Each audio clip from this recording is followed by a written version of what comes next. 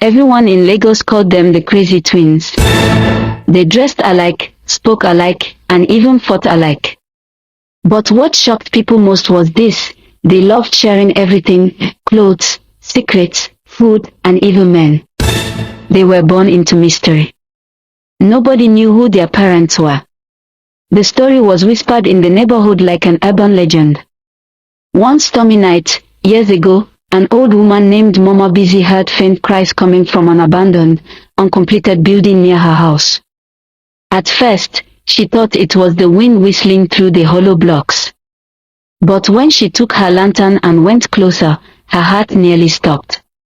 There, in the middle of the cold, half-flooded floor, wrapped in a thin dirty cloth, were two baby girls, identical, tiny, shivering. Whoever left them there had disappeared into the dark.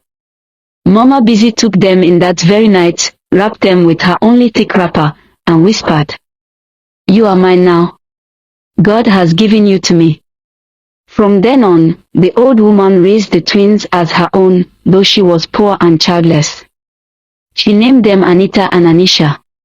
The twins grew up in Mama Busy's small wooden house in the heart of the city. She sold akara, bean cakes, by the roadside, and with the little money she made, she fed and clothed them. The girls were inseparable. If one was scolded, the other cried. If one was hurt, the other felt the pain. Their bond was stronger than blood, forged from abandonment and survival. But fate was cruel. When they turned 20, Mama Busy died in her sleep. With no family left, the twins had to fend for themselves. Anita and Anisha moved into a small, cramped apartment in a busy Lagos neighborhood. Life was hard, but the twins refused to let poverty break them.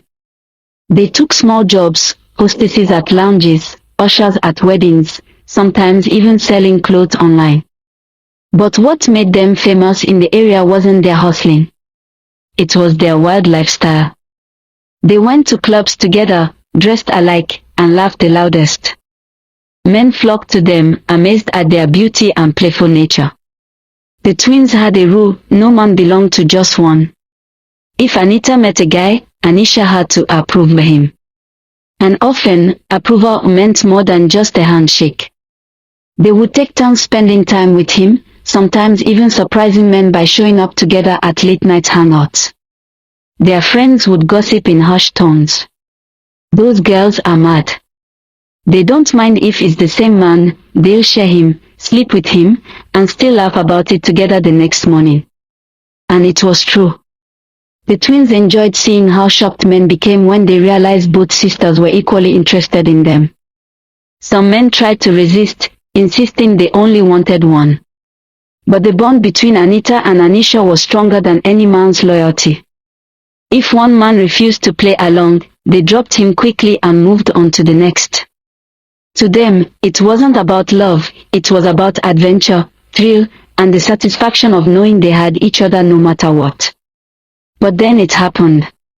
At a rooftop party one warm Saturday night, Anita met David, a young architect with a quiet charm and deep eyes that made her feel things she had never felt before.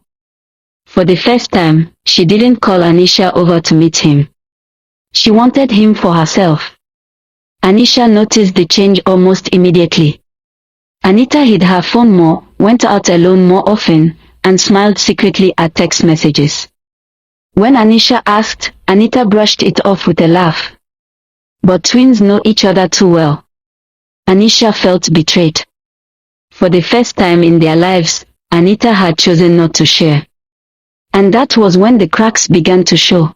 One evening, curiosity got the better of her. She quietly followed Anita through the busy streets, her slippers slapping against the Lagos pavement as she kept her distance. That trail led her to a quiet compound where Anita slipped into a flat. Anisha waited, her heart beating fast. When she saw a man open the door and hug Anita tenderly, she felt something snap inside her. At first, she pretended not to care. Let her have her fun, she whispered to herself. But the more she thought about it, the more it burned. Why her alone? Since when did Anita start keeping things from me? That night, Anisha made up her mind. If Anita wanted to keep this man a secret, she would prove a point. She would teach her twin that no man could ever come between them. The next week, Anisha showed up at David's place when Anita wasn't around. She wore the same perfume Anita usually wore, even styled her hair like her sister. David opened the door, blinking in surprise. "Babe, you're here early," he said, smiling as he pulled her inside. Anisha smirked but said nothing. And just like that, David couldn't tell the difference. In his arms, he believed he was holding Anita. That night, he made love to her, whispering endearments meant for her sister. Anisha had planned it as revenge, but to her own shock, she enjoyed every second of it.